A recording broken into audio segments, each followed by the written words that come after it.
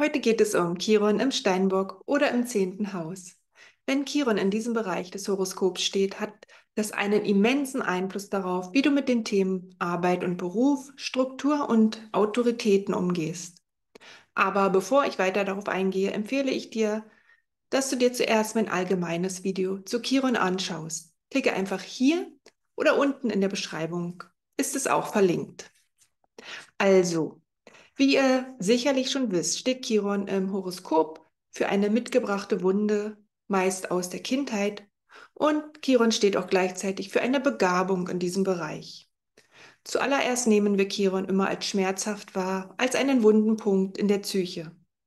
Bei der Chiron-Wunde im Steinbock oder im 10. Haus geht es um deine Rolle in der Gesellschaft. Es geht um Grenzen, Autoritäten und auch Berufung. Man geht bei diesen Themen in die Vermeidung, um Schmerz und Zweifel auszuweichen. Aber wenn man dem komplett ausweicht, kommt auch die Begabung nicht zum Vorschein. Daher ist der beste Umgang mit Chiron die Akzeptanz der eigenen Verletzlichkeit in diesen Bereichen anzuerkennen. Die besondere Empfindsamkeit bleibt immer, aber du lernst im Laufe des Lebens damit umzugehen. Übrigens, wenn du kein Video mehr von mir verpassen willst, dann abonniere doch bitte meinen Kanal. Also, mit Chiron im Steinbock oder im 10. Haus hat man eine ambivalente Beziehung zu allem, was die irdische Existenz ausmacht. Man weiß sozusagen um die Begrenzungen des Lebens und der menschlichen Natur, und daran leidet der Mensch mit Chiron im Steinbock oder im 10. Haus sehr.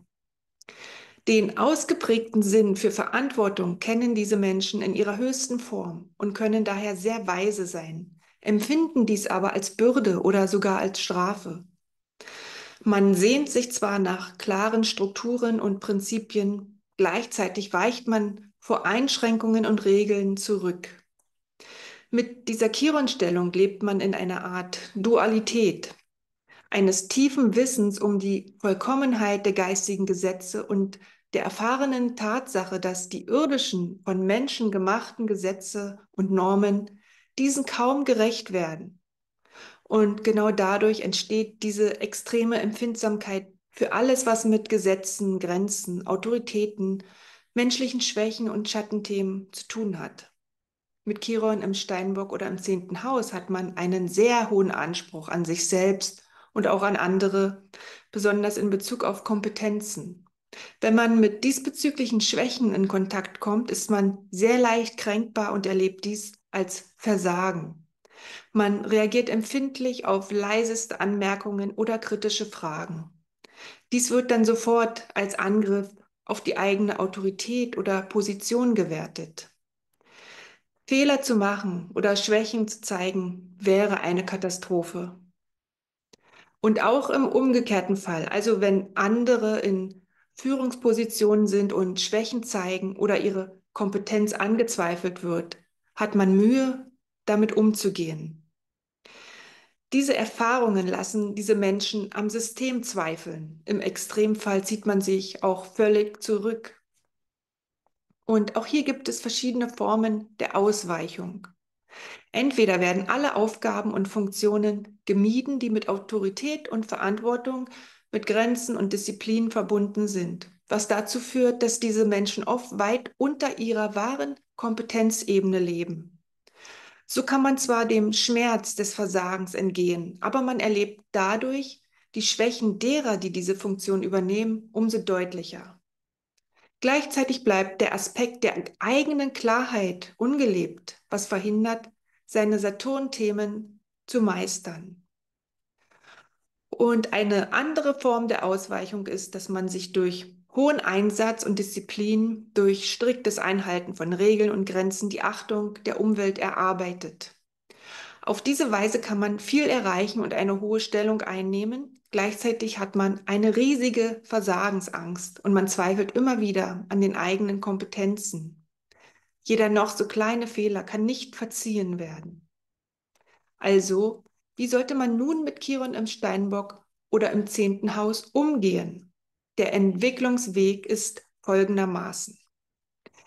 Es ist wichtig, dass du dich mit den Regeln und Gesetzen der irdischen Welt auseinandersetzt und die hier vorhandenen Schatten und Beschränkungen akzeptierst, dann ist es auch nötig, dich mit der eigenen Angst vor dem Versagen und den möglichen Konsequenzen von Fehlern und Schwächen zu beschäftigen. Schritt für Schritt kannst du dich dann an die Grenzen der eigenen Fähigkeiten herantasten, um dann einen Weg zu finden, die vorhandenen Begabungen zu leben. Achte dabei aber sehr darauf, dass die dir zugeschriebenen Verantwortlichkeiten die eigene Kraft im Umgang mit Kritik oder Fehlern nicht übersteigt. Langfristig können Menschen mit dieser Chiron-Stellung zu einem Vorbild werden und eine Autorität werden und durch ihre Kompetenz und klare Haltung sehr viel Respekt gewinnen. Aber eine leise Angst vor dem Versagen wird immer erhalten bleiben.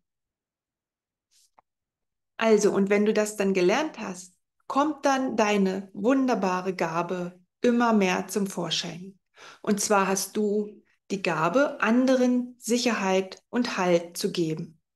Du kannst für andere zu einer Autorität werden und sie liebevoll anleiten. Du zeigst ihnen, wie sie ihre eigenen Fähigkeiten und Kompetenzen schulen können. Du bringst ihnen bei, die Prinzipien von Struktur und Ordnung zu verstehen.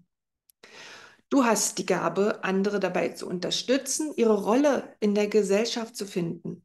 Außerdem kannst du auch Karrieren der anderen fördern. Du kannst Außenseiter unterstützen und auch Strukturenordnung in Organisationen schaffen. All dies kannst und solltest du dann auch beruflich einsetzen. Zum Beispiel alle Berufe im Erziehungsbereich, in der Berufsberatung, als Coach, in der Supervision, Berufe mit Organisationsaufgaben, Berufe, die mit Regeln und Gesetzen zu tun haben und auch Berufe im öffentlichen Dienst. So, Chiron wird im Leben immer besonders wichtig, wenn er persönliche Planeten im Transit aktiviert. Aber die allerwichtigste Chiron-Phase ist die sogenannte Chiron-Rückkehr. Diese findet für jeden Menschen zwischen dem 50. und dem 52. Lebensjahr statt. In dieser Zeit wird das Chiron-Thema in deinem Horoskop nochmal stärker aktiviert, damit du nun wirklich heilen kannst und somit auch zur Weisheit gelangst. Natürlich wird man dann nochmal stark mit den dazugehörigen Ängsten und Zweifeln konfrontiert. Es ist wichtig, dies einfach auszuhalten, ohne zu verzweifeln. Versuche nicht zu verstehen. Sei mit dem, was ist. Dann entsteht oft was ganz Neues. Also, ich hoffe, ich konnte dir einen kleinen Einblick in die Chiron-Thematik der Steinbock-Energie geben und würde mich sehr freuen, wenn du mir ein Like für dieses Video gibst. Natürlich nur, wenn es dir gefallen hat. Alles Liebe dir. Bis bald.